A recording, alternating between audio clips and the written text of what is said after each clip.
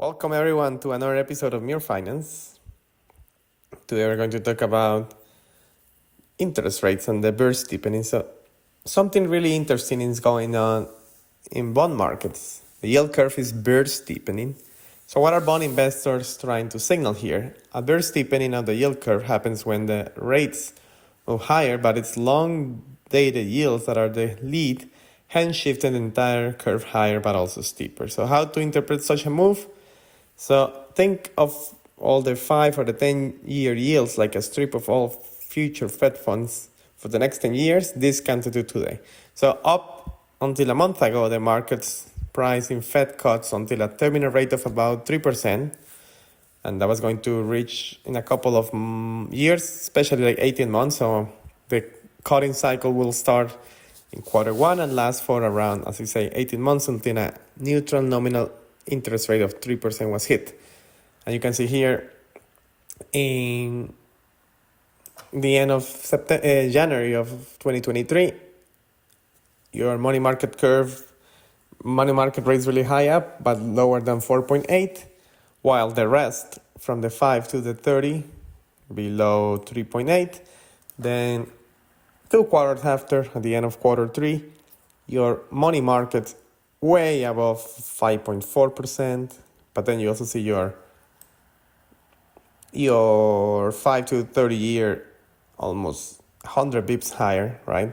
Went from 3.6, like the 10 year went from like 3.5 to 4.6. And then you see like as of Friday, basically, you see again money markets rate still holding there at the 5.5%.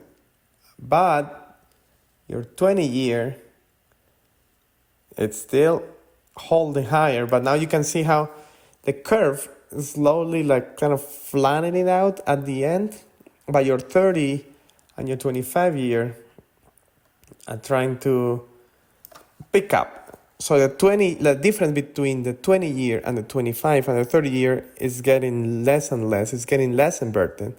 So it seems like soon the 30, the 25 would be higher than your 20 year, which is basically what's bear steepening. You also see the difference between the 5 and the 10 year is closer now to 20. So 20 used to be the highest point. Now seems that all of the other long dated rates will be equivalent. And what's the issue? So the stronger GDP and retail sales data have convinced market that the US can handle higher interest rates for longer. And we have been saying here in Mere Finance for the last 12 to 15 years, higher for longer, because the market is able to sustain. We don't see the spread of rates yet in the market. First, corporate borrowers with their derivatives products are able to hedge and absorb all those rates, and then also consumers don't really care. It seems like they still have pattern to go. But now the projected effective federal fund rate is 3.5 to 4%. And this is interesting because it will distress the market. Remember that your 30-year mortgage rates and the corporate borrowing move with your effective federal fund rate. So if your long day durated, especially in the 10 years, starts growing higher and higher, then your 30-year and your corporate borrowing will also go higher, your spread. So this is the projection of the economic projections for the federal fund rates. You can see the tendency now is to be that red line going all the way to like 2.9%.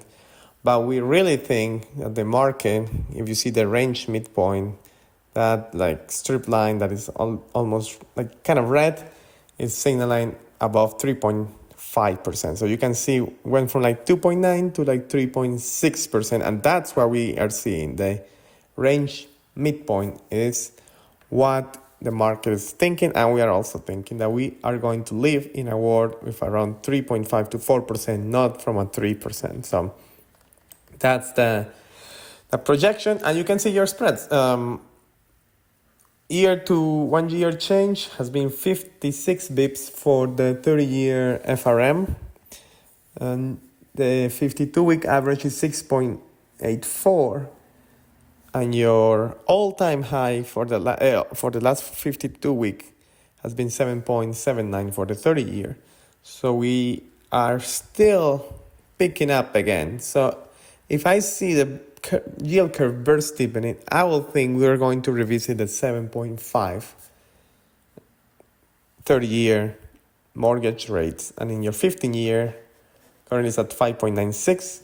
I think we're going to still get closer to that 7%. Because you can see the week changed 20 bips and we have moved 80 bips in a year. So it's picking up again. And your spread just went out. As you see here, is red line, red analysis, 9 bips. So that's what we're going to see. Another interesting thing is your option adjusted spread. Basically, your spread for investment grade is at 98 bips, when in October it used to be 1.71. So it's getting lower and lower and lower.